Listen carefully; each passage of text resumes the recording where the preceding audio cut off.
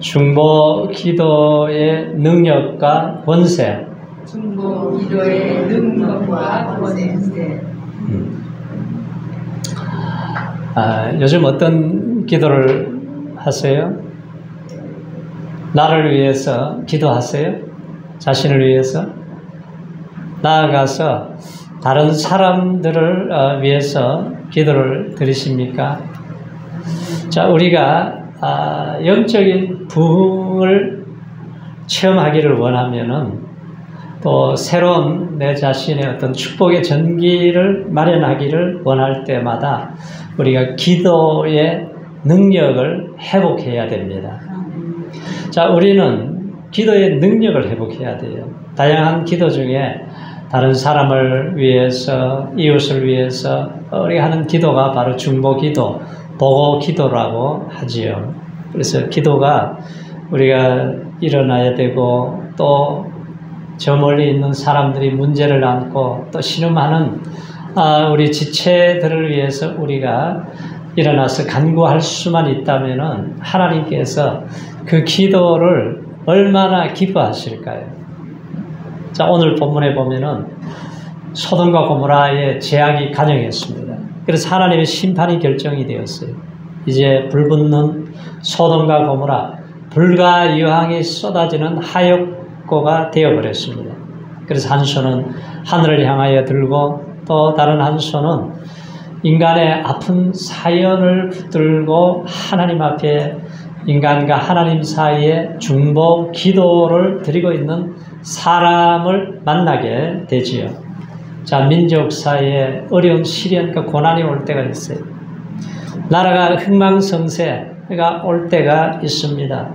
그래서 교회적인 때로는 우리가 비전이 선포되고 이웃들의 이 고통과 신음소리를 내며 아파할 때에 우리가 할 수 있는 위대한 기도가 바로 중보 기도라는 거죠.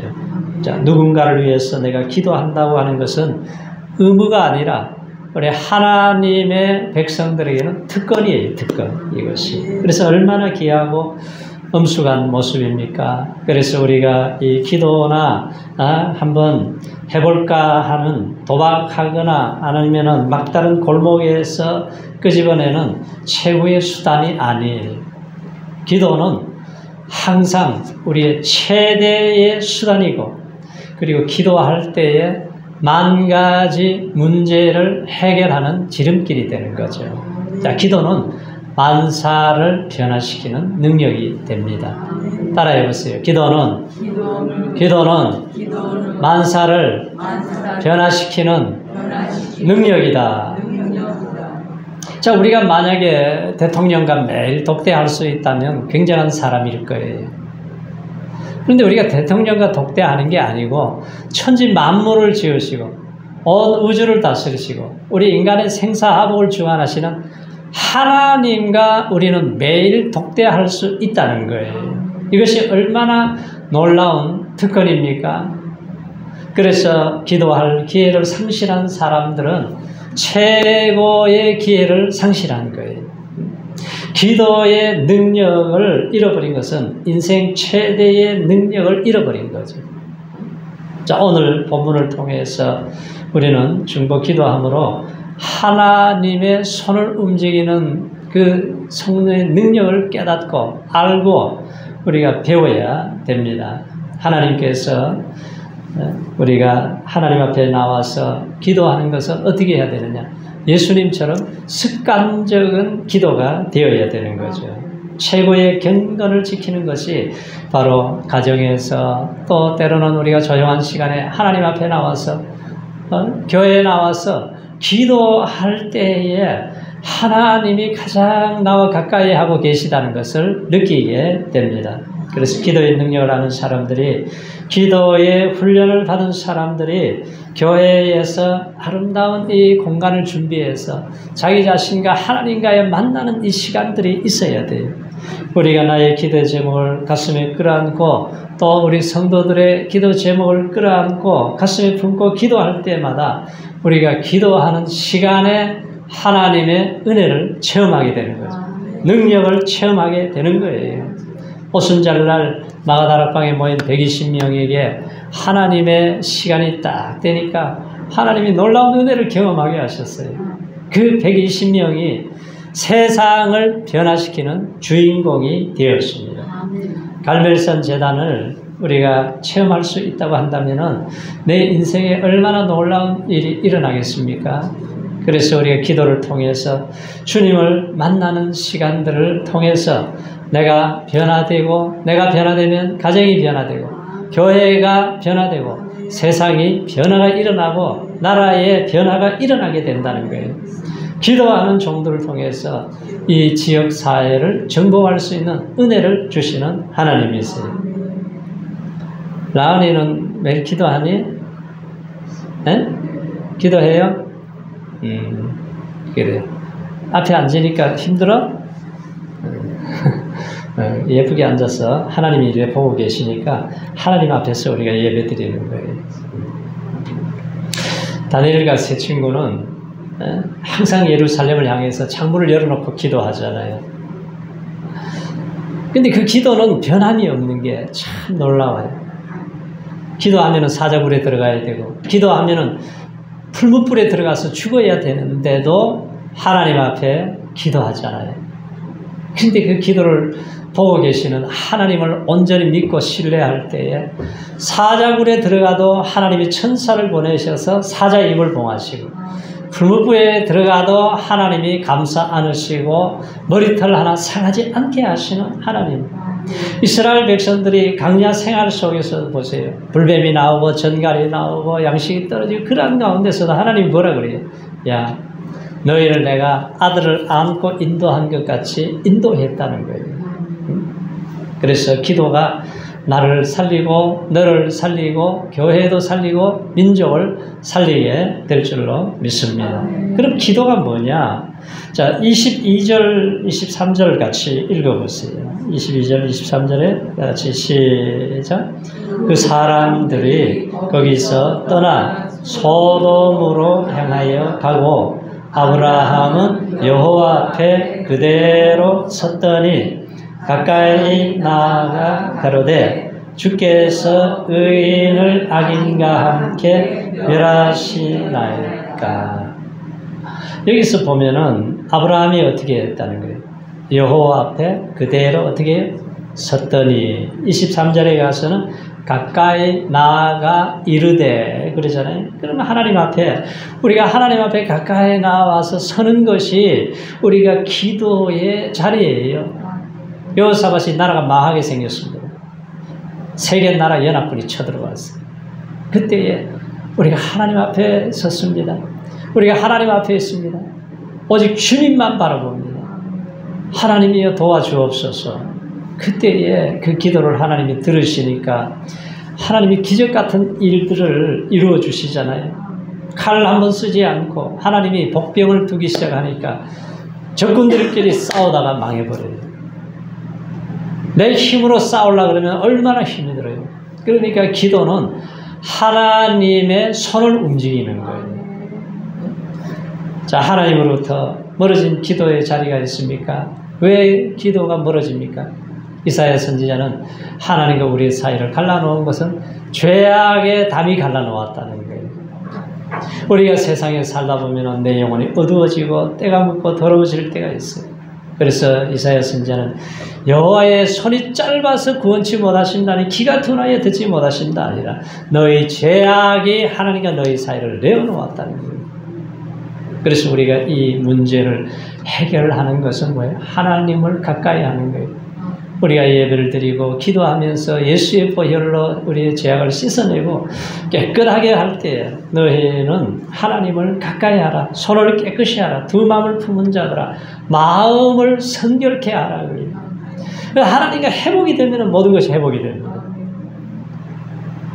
여리고 성을 무너뜨리고 나서 아이성 조그만 성을 공격해 들어갔는데 아이 뭐 2, 3천 명만 올라가면 뭐 걱정 없이 그냥 단숨에 그냥 정복할 겁니다. 그런데 전쟁을 하면 할수록 실패를 하고 46명이 죽고 출애굽락을 쳐서 도망을 쳐나갔어요. 나중에 알고 보니까 죄악으로 인해서 하나님 관계가 막혀버린 거예요. 근데 제 문제를 걷어내고 깨끗하게 해결하고 올라가니까 완전한 승리를 주시는 하나님이십니다.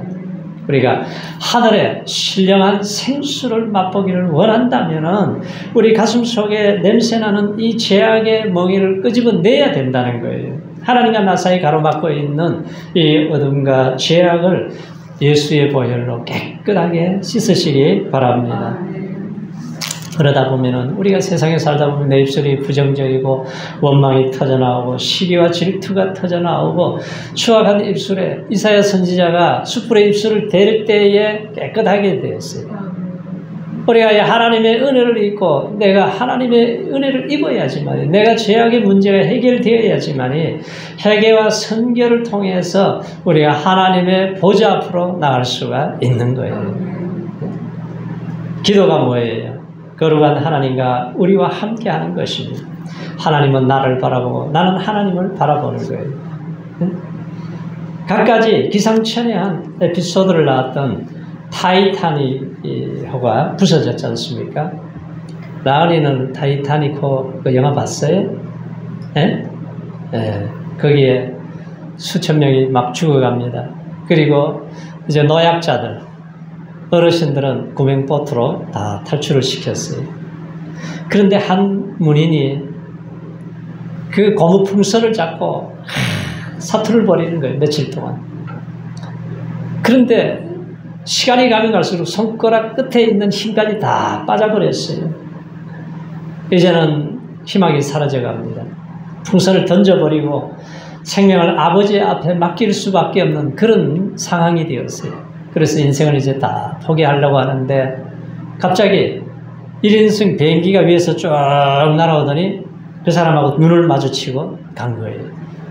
야, 그걸 보고 나서는 힘이 나는 거예요. 언젠가는 나를 구해주겠지.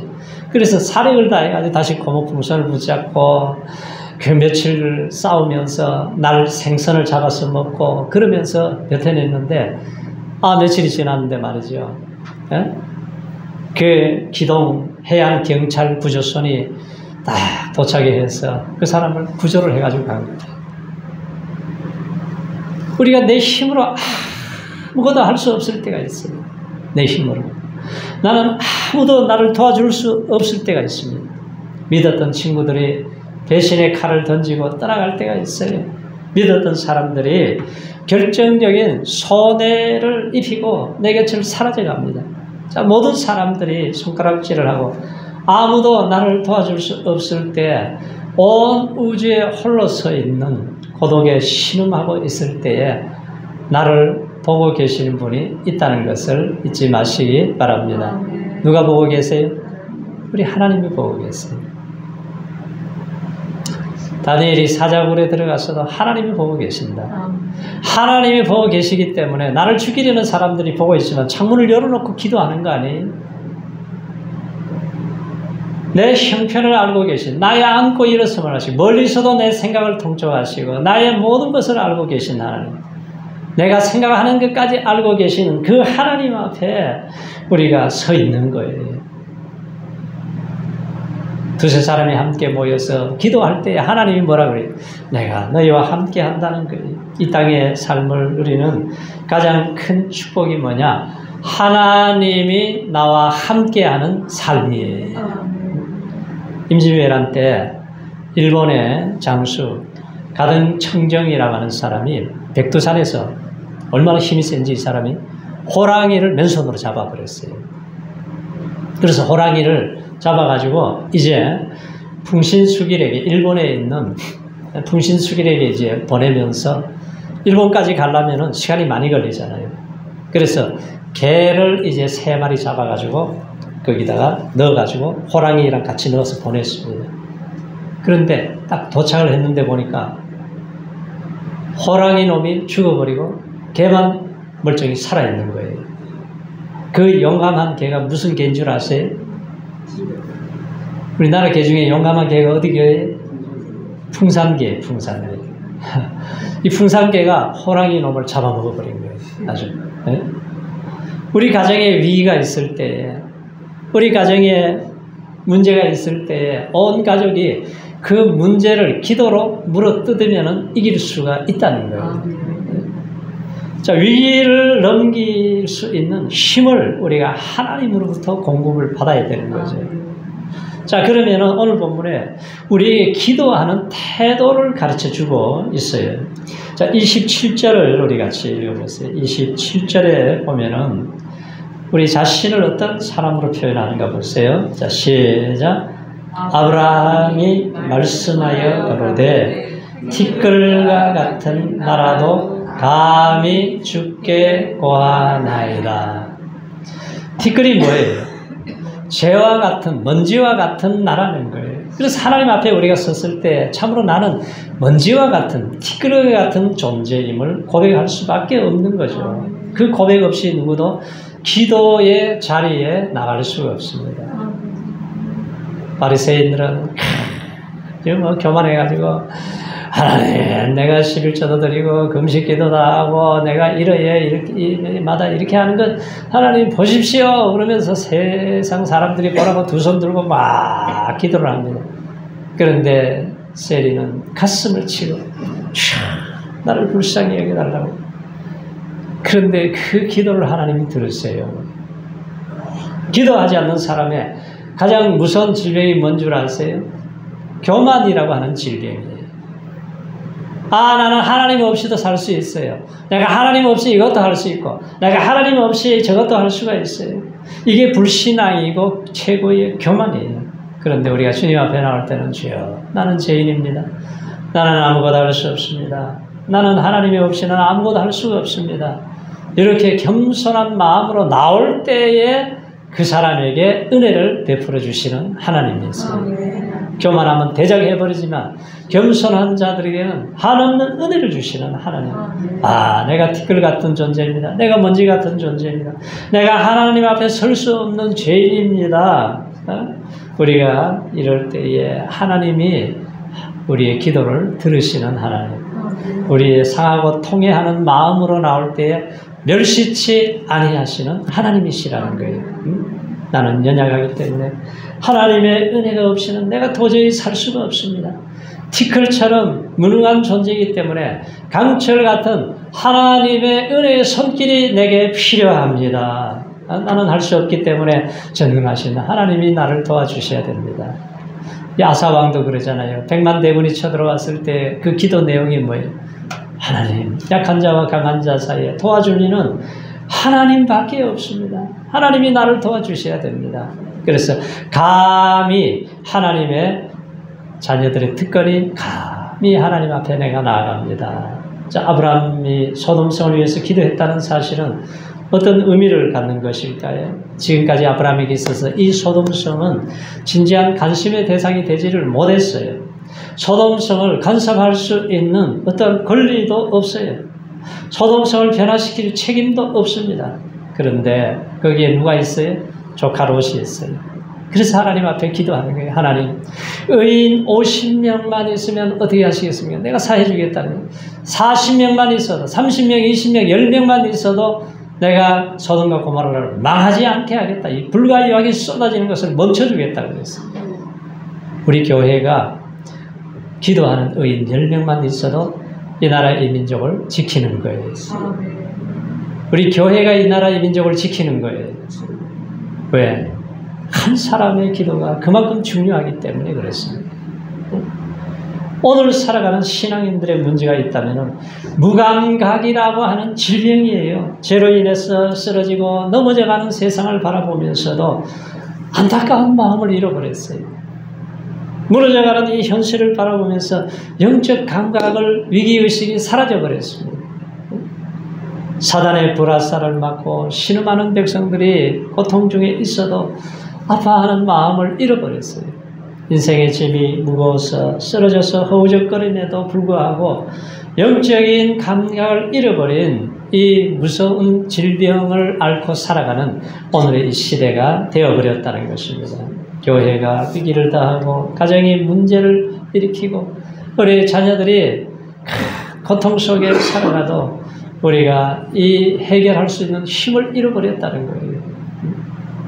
그러나 이 시간 이후에 우리 입술에서 문제를 안타까워하고 우리 민족이 어려울 때에 6.25 때처럼 기도했던 것처럼 우리가 기도하고 우리가 교회를 위해서 기도하고 우리의 어려움 당한 우리의 가족들을 위해서 우리 성도들을 위해서 간구할 때에 하나님의 은혜가 임하면 모든 것이 다시 회복될 줄로 믿습니다. 할렐루야. 오늘 본문의 아브라함은 결코 자기 조카 롯만을 위해서 기도한 것이 아니에요. 그리고 이 의인 50명만 있어도 살려주겠다는 거예요.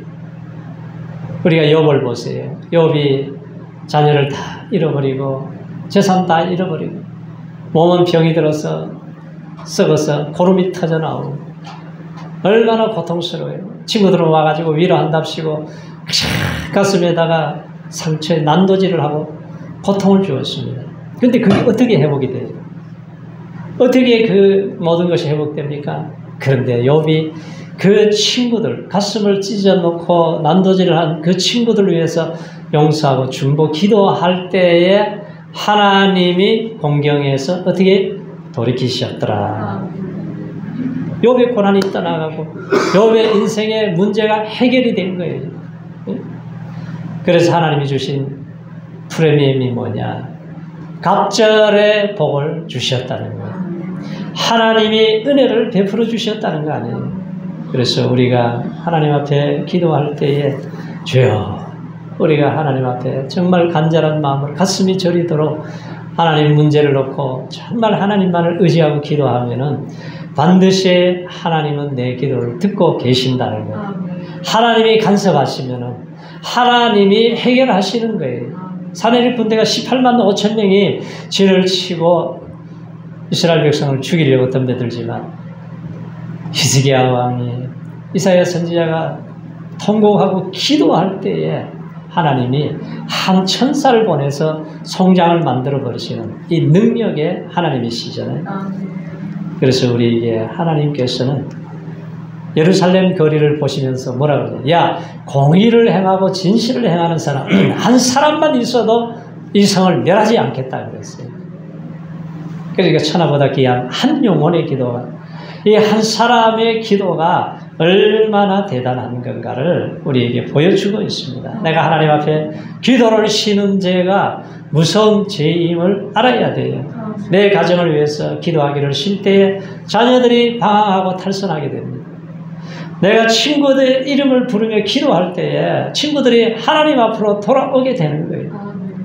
내가 나라와 민족을 위해서 기도할 때에 무서운 죄악이 떠나가고 하나님이 이 나라를 새롭게 만드는 하나님의 역사가 일어나게 되는 거예요. 한 시대, 한 교회, 한 지역의 커다란 부흥대에는 언제나 기도의 불길이 있었다는 거예요. 그래서 우리 기독교 역사를 명백히 우리에게 증언해 주듯이 우리가 하나님 앞에 이 마지막 때 만물이 마지막에 가까웠으니 깨어서 기도하시기 바랍니다. 근신하여 기도하시기 바랍니다. 정신을 차리고 시험에 들지 않도록 깨어서 기도하라 그랬어요. 기도하면은 반드시 하나님이 승리를 주실 줄로 믿습니다.